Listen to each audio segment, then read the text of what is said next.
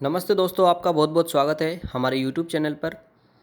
जैसा कि आप जानते हो, हम हर बार आपके लिए नई वीडियो लाते हैं। तो इस बार भी हम आपके लिए एक अच्छी सी वीडियो लाए हैं राष्ट्रपति के चुनाव के बारे में, जो कि अभी चर्चा का विषय है। तो दोस्तों, इस वीडियो को शुरू करने से पहले आपको एक बात बता दूं कि वीडियो को पूरी देखिए, ताकि आपको नॉलेज मिल सके राष्ट्रपति चुनाव के बारे में। क्योंकि अधूरा ज्ञान हमेशा ही हानिकारक होता है, वह किसी काम का नहीं होता है। इस प्रकार आप पूरी वीडियो देखिए और समझने का प्रयास कीजिए कि राष्ट्रपति का चुनाव किस प्रकार से होता है, किस अनुच्छेद में राष्ट्रपति का चुनाव का वर्णन किया गया है। तो आइए वीडियो से बने रहिए दोस्तों, स्टार्ट करते हैं।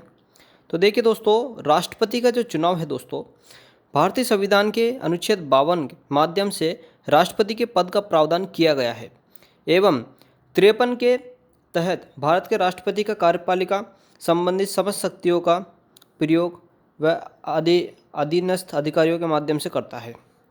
तो दोस्तों, जो राष्ट्रपति का चुनाव है वह संविधान के भाग 5 के अनुच्छेद 52 से 78 तक संघ की कार्यपालिका का वर्णन है। यानी कि राष्ट्रपति का जो चुनाव है, राष्ट्रपति, उपराष्ट्रपति, इन सब के बारे में संविधान के भाग 5 में 53 से लेकर अनुच्छेद 53 से 52 से लेकर 78 तक इसमें संघ की कार्यपालिकाओं का वर्णन किया गया है। ठीक है दोस्तों। तो आइए, जो भारत का राष्ट्रपति है, भारत का प्रथम नागरिक होता है दोस्तों। भारत का राष्ट्रपति ही भारत का प्रथम नागरिक होता है। यह राष्ट्र का अध्यक्ष राष्ट्राध्यक्ष कहलाता है दोस्तों। और भारत का राष्ट्रपति राष्ट्र की एकता, अखंडता और सुदृढ़ता का परिचायक होता है दोस्तों। ठीक है। संविधान में संघ की कार्यपालिका शक्तियाँ राष्ट्रपति को प्राप्त होती है, परंतु वास्तविक शक्तियाँ प्रधानमंत्री को ही प्राप्त होती है। देखिए दोस्तों, हमारे देश में जो राष्ट्रपति हैं उनको केवल नामात्र की शक्तियां हैं दोस्तों। उनको इतनी कोई खास पावर नहीं है, कोई खास शक्ति प्राप्त नहीं है। लेकिन हाँ, एक पद की गरिमा है उनकी। उनका जो पद है, राष्ट्रपति भारत का राष्ट्राध्यक्ष होता है। लेकिन वास्तविक शक्ति किस में होती है? तो वास्तविक शक्ति दोस्तों प्रधानमंत्री और मंत्रिपरिषद के अंदर होती है। क्योंकि पूरी पावर भारत की, आप देखते हो, प्रधानमंत्री के पास ही भारत की पावर होती है। राष्ट्रपति इतनी पावर नहीं दी गई है संविधान के अंदर।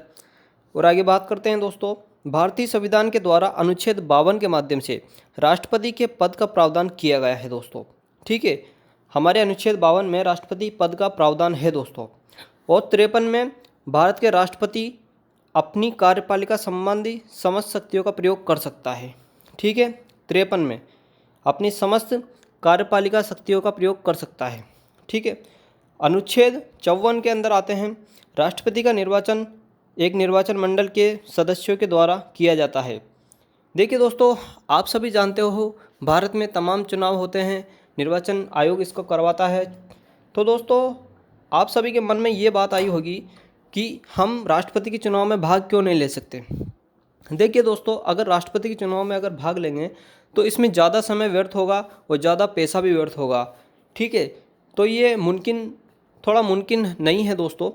इस प्रकार उन्होंने एक तकनीक, संविधान सभा द्वारा एक तकनीक सुझाई गई कि जो अपने जनता के द्वारा प्रतिनिधि चुने गए हैं, जैसे कि अपने द्वारा कौन कौन चुने गए हैं, विधायक हो गए, सांसद हो गए, ये सभी लोग राष्ट्रपति को चुनते हैं, वोट देते हैं राष्ट्रपति को। ठीक है।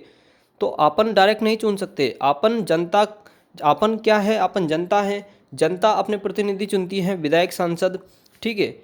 और जो विधायक सांसद होते हैं पूरे देश के, भारत में, वो क्या करते हैं, राष्ट्रपति के चुनाव में भाग लेते हैं और अपना वोट देते हैं।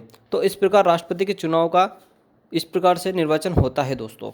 उम्मीद है आप लोगों को राष्ट्रपति निर्वाचन के बारे में थोड़ा बहुत समझ में आ रहा होगा दोस्तों। ठीक है दोस्तों, अब राष्ट्रपति के बारे में कुछ योग्यताएं देख लेते हैं दोस्तों। देखिए दोस्तों, भारत का नागरिक होना चाहिए। कोई भी व्यक्ति भारत का चुनाव तभी लड़ सकता है जब वो भारत का नागरिक होगा, और अगर वो विदेशी नागरिक होगा तो उसे अनुमति नहीं दी जाएगी। ठीक है। तो वो भारत का नागरिक होना चाहिए अगर राष्ट्रपति का चुनाव लड़ रहा है तो। दूसरा पॉइंट है, उसकी आयु 35 वर्ष के ऊपर होनी चाहिए दोस्तों। जो राष्ट्रपति के चुनाव लड़ रहे हैं उसकी आयु 35 वर्ष के ऊपर मानी जाती हैं दोस्तों। और तीसरा जो पॉइंट है इसका, लोकसभा का सदस्य निर्वाचित होने की अर्हता रखता हो, यानी कि वह इतनी अपनी एबिलिटी रखता हो कि वह लोकसभा का सदस्य निर्वाचित हो सके। ठीक है दोस्तों। चौथा है इसका नेक्स्ट पॉइंट, वह संघ सरकार में वह किसी राज्य सरकार में अथवा किसी स्थानीय प्राधिकरण या अथवा किसी सार्वजनिक प्राधिकरण के लाभ के पद पर ना हो, यानी कि वह किसी राज्य सरकार और केंद्र सरकार के लाभ के पद पर ना हो। तो इस प्रकार से ये योग्यता हो गई है दोस्तों। ठीक है दोस्तों, उम्मीद है आप लोगों को समझ में आया होगा। हम नेक्स्ट वीडियो बनाएंगे दोस्तों राष्ट्रपति की कुछ महत्वपूर्ण शक्तियों के बारे में। तो बने रहिए। यदि आपने हमारी पुरानी वीडियो नहीं देखी है तो ज़रूर देखिए और सब्सक्राइब और लाइक ज़रूर कीजिए दोस्तों, वीडियो पसंद आई हो तो। धन्यवाद दोस्तों।